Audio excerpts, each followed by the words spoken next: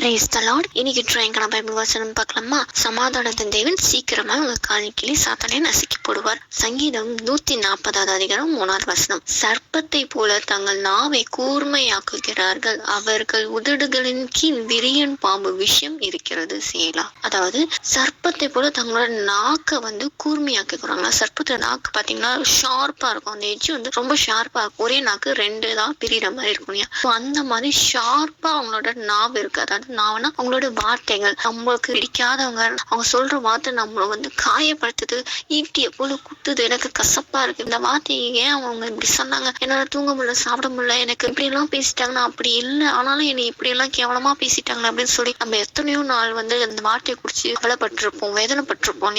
இந்த மாதிரி சர்ப்பத்தை போல அவங்களோட நாவை கூர்மையா ஆக்குறாங்க. அவங்களோட உதடு கீழே விரியன் பாம்பு விஷம் இருக்கு. அதாவது உதடு கீழே வாய் கீழையா அப்படின்னா என்ன இருக்கும்? வாய்க்குன்னா நம்ம இருதயம், வாயின் வார்த்தைகளை நம்ம இருதயத்துல தான் புறப்பட்டு வருதுன்னு சொல்றாரு. மத்திய 15 அதிகாரம் 18, 19 வசனம் சொல்லுது, வாயிலிருந்து புறப்படுகிறவைகள் இருதயத்திலிருந்து புறப்பட்டு வரும், அவைகளை மனுஷனை தீட்டுப்படுத்தும். எப்படின்னு இருதயத்திலிருந்து பொல்லாத சிந்தனைகளும், கொலைபாதகரும், விபச்சாரங்களும், வேசித்தனங்களும், களவுகளும், பொய் சாட்சிகளும், தூஷணங்களும் புறப்பட்டு வரும். அதாவது நம்ம இருதயத்திலிருந்து தான் இது எல்லாமே தேவையில்லாத சிந்தனைங்க, கொலைபாதகங்களை கொலை பண்ணணும், அழிக்கணும் அப்படின்ற எண்ணங்கள், விபச்சாரம், வேசித்தனங்கள், களவுகள், திருடுறது, பொய் சொல்றது, தூஷணமா பேசுறது, இது எல்லாமே நம்ம ஃபர்ஸ்ட் இருதயத்துல தான் தோன்றுமா. இருதயத்துல தோன்றதுனாலதான் வாய் வழியா நம்ம பேசுறோம். அதே மாதிரிதான் மனுஷங்க நமக்கு விரோதமா செயல்படுறாங்க. பேசுறது அந்த விஷம், அதாவது விரியன் பாம்பு அப்படின்னா அந்த விரியன் பாம்பு விஷம் ஃபுல்லாவே விஷம் நிறைஞ்சதான் இருக்கும். அதோட ஸ்டெப்ஸ் நிறைய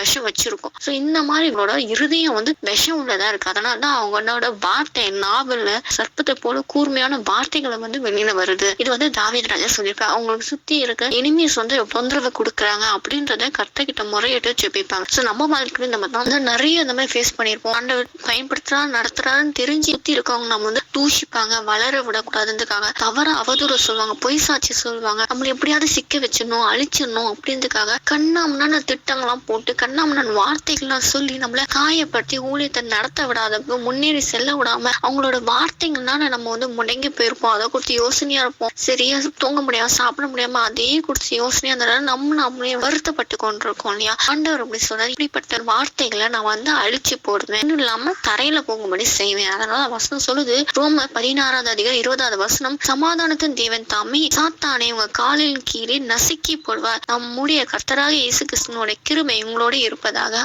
ஆமேன். அதாவது பவுல் சொல்றாரு, சமாதானத்தின் தேவன் சீக்கிரமா அந்த சாத்தானை உங்க காலின் கீழே நசுக்கி போடுவாராம். சாத்தான் அவனோட தந்திரமான செயல்கள், அவனோட வார்த்தைகள், திட்டங்கள், இது எல்லாமே சத்ரு மனுஷங்களை தான் இப்படிதான் ஏவி இப்படி பேச வைப்பான், செயல்பட வைப்பான், எல்லாம் பண்ண வைப்பான். அதனால நமக்குள்ள சமாதான குலைச்சல் உண்டாங்க இல்லையா? சோ அதனால சமாதானத்தின் தேவன் இந்த விஷயங்கள் சாத்தான் போடுற இந்த காரியங்கள், தந்திரமான திட்டங்கள், வார்த்தைகள் இதெல்லாம் அழிச்சு போடும்படி, நம்ம காலின் கீழே நசுக்கி போடும்படி ஆண்டவர் செயல்படுவார், செய்வார். அதனால நம்ம இருதயம் கலங்காம சமாதானமா இருக்கும். கர்த்தராகிய இயேசு கிறிஸ்துவோட கிருபை எப்போதுமே நம்ம கூட இருக்கும் அப்படின்னு சொல்றாரு. சோ இந்த வார்த்தைகளும் இந்த செயலும் நம்மளுக்கு விரோதமா செய்யப்பட்ட காரியங்களை குறிச்சு நீங்க கவலைப்படாதீங்க. ஆண்டவர் அதெல்லாம் ஒண்ணு இல்லாம போகும்படி செய்வார். உங்க காலின் கீழே போட்டு நசுக்கி போட்டு அதெல்லாம் வாய்க்காம போகும்படி செய்வார். இப்ப ஆண்டவர் கேட்கலாமா, எசப்பா என்னை குறித்து நிறைய பேர் கேவலமா பேசியிருக்கலாம், அவதூறா பண்ணிருக்கலாம், அசிங்கப்படுத்திருக்கலாம், விரோதமான திட்டங்கள் தீர்த்திருக்கலாம், எல்லாரையும் நான் மன்னிக்கிறேன் எசப்பா, நீங்களும் மன்னிங்க. அந்த விரியன் பாம்பின் விஷத்தை போல இருக்கிற அவங்க இருதயம் ஆண்டவர் எசப்பா உமக்கு நேரா திரும்பும்படி செய்தாப்பா. அவங்க நாவு ஆண்டவர் எசப்பா சர்ப்பத்தை போல இருக்கிறப்பா, அந்த நாவின் வார்த்தைகள்லாம் அவமாகி போகும்படி செய்தப்பா. அது எல்லாமே இந்த சாத்தான நினைக்கிறீங்க மனுஷன் காரியம் எல்லாமே தரையில விழுவாதாக இயேசு நாமத்தை ஒண்ணு இல்லாம போகும்படி செய்யறப்பா. சீக்கிரமா அந்த சாத்தான நினைக்கிறீங்க என் காலைக்கு நசுக்கி போடுங்க ஆண்டவர் இயேசுப்பா. நீங்க காத்து நடத்துங்க. அவங்க சொன்ன வார்த்தைகள் செயல்கள் இறுதி